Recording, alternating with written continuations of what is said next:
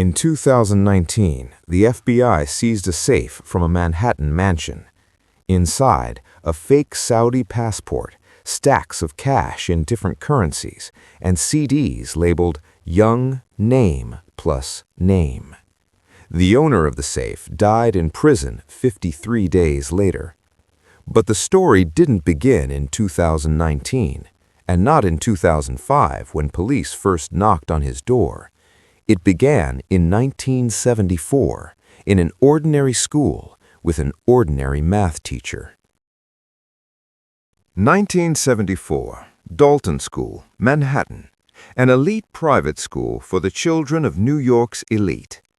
Jeffrey Epstein, 21 years old, without a completed college degree, teaches physics and mathematics to teenagers. Colleagues remembered two things. He could explain complex things simply, and he had a strange interest in the personal lives of female students. He was hired by Headmaster Donald Barr, father of future U.S. Attorney General William Barr, the same one who in 2019 would oversee the prison where Epstein would die. But the first coincidence is not the last. 1976, Epstein suddenly resigns. The reason is unknown. He still has no degree, no connections either. He submits his resume to investment bank Bear Stearns. Under normal circumstances, this is a failure. Wall Street doesn't hire people without a degree, without experience, without recommendations. But they hire him. Why? One of the bank's partners, Ace Greenberg, would later say he could solve problems that others didn't see. By 1980, Epstein is not just an analyst. He's a personal consultant to clients worth over $1 billion. He doesn't manage public funds. He doesn't trade stocks publicly. He works in the shadows, with numbers that don't appear in reports. 1981, the key turning point. Epstein meets Leslie Wexner, owner of Victoria's Secret and The Limited, an empire worth billions of dollars. Wexner is 49, at the peak of his success. 1 year after meeting, Wexner gives Epstein power of attorney, full, over all his assets. This is unprecedented. Epstein gains the right to sign contracts, move money, make decisions on behalf of one of America's wealthiest men, without explanations, without public reasons. Wexner himself would later call it the biggest mistake of my life, but that would take 35 years. 1982, Epstein founds J. Epstein & Co., officially consulting for the ultra-wealthy. But there are oddities. No office building, no client list, no public profit reports. Entry threshold, minimum $1 billion in net assets. A former SEC employee would later say, "We tried to understand what he was doing. Legally, everything's clean. Factually, nothing's clear." 1989. Epstein buys a mansion on East 71st Street in Manhattan. Price, $13.2 million. But he doesn't pay himself. A company linked to Wexner's trust pays. Legally, the house belongs to Epstein. Financially, the question remains open. The mansion, 7 floors, 40 rooms, 21,000 square feet. It's one of the largest private homes in New York. Inside, not just interior design, it's a museum. Paintings from private collections, life-sized sculptures, a separate leather-upholstered room, installed later, a video camera system in every room. A former Epstein employee testified in court. There were cameras everywhere, in bedrooms, in bathrooms, in hallways. Recordings were stored in a separate room. For what purpose? 1990, Epstein buys a second residence in Palm Beach, Florida, a huge oceanfront estate. 1998, Little St. James Island in the Caribbean, 72 acres, complete isolation. 2003, a ranch in New Mexico, 7,500 acres. This isn't real estate. This is a network. Each location is equipped identically: guest rooms, separate apartments, security systems, complete confidentiality. And everywhere, the same principle: invitations only personally from Epstein. No public events, no traces in the press. The 1990s. Epstein's contact list begins to grow.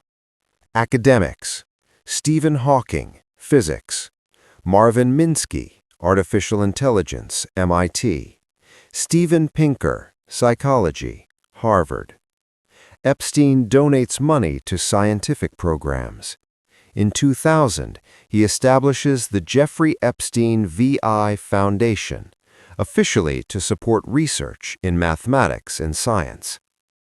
Politicians: Bill Clinton, at least 26 flights on Epstein's private jet between 2001 and 2003, pilot log data. Prince Andrew, regular guest at the residences. Businessmen: meetings with tech company founders, capital management consulting. Epstein positions himself as a connector. He doesn't sell services, he sells access. But there's a second side. From the mid-1990s, young girls begin appearing regularly at Epstein's residences. Some come for massage, some on a friend's recommendation. Some receive money and leave. The system works simply. A girl brings a friend, receives $200. The friend becomes a new link. A pyramid. No one asks questions. The money is legal. The girls are of age, according to documents. The meetings are private. Everything is technically clean. Until 2005. March 2005. Palm Beach County Police receive a call. The mother of a 14-year-old girl is concerned.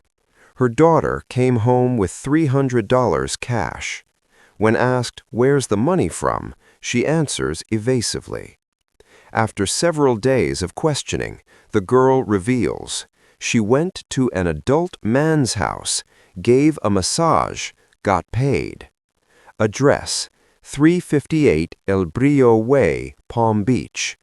Jeffrey Epstein's house. Detective Joseph Recarey begins an investigation. First step: the school. He interviews students. It turns out this is not an isolated case. Several girls confirm, yes, they know about this house. Yes, they go there for money. No, parents aren't aware. Recarey launches surveillance.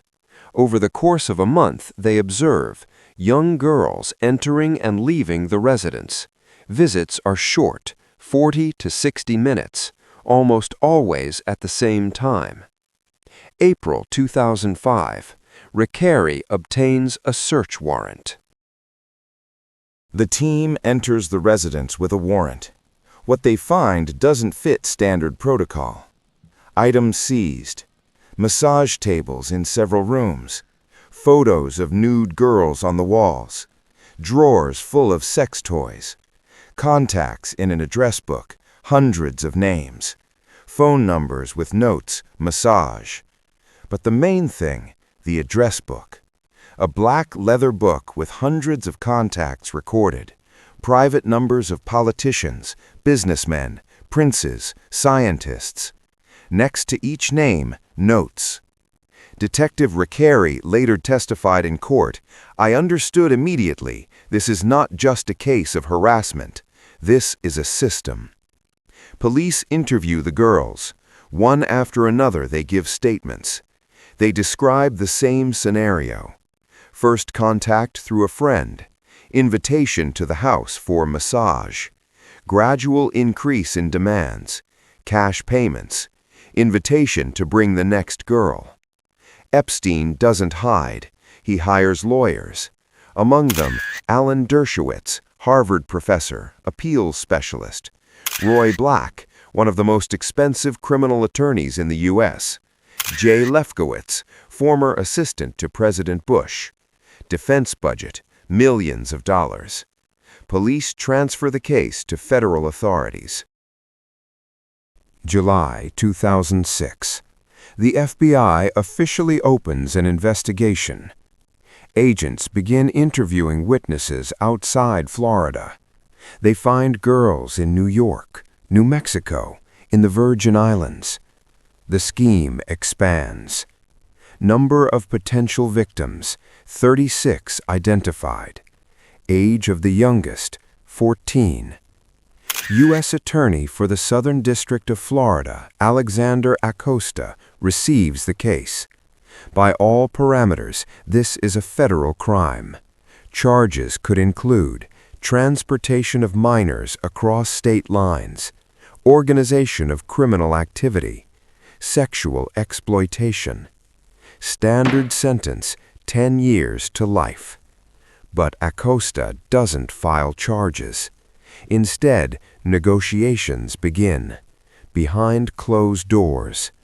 Epstein's lawyers propose a deal. Details are discussed for months. Meetings take place in private offices without protocols. 2007. The process continues. Victims wait. They don't know that negotiations are already underway. Federal law requires informing victims of any deals with the accused, but they aren't informed. September 2007. The deal is almost ready. Epstein agrees to plead guilty, but not in federal court, in Florida state court, to one charge: solicitation of prostitution. One victim instead of 36. State instead of federal. 18 months instead of 10 years. And one more condition that would go down in history as the most controversial part of this deal: immunity for all potential co-conspirators, known and unknown. In 6 months, this deal would be approved by the court. And in 10 years, it would be called the grossest violation of law in the modern history of American justice. But in 2007, no one yet knows what this will lead to.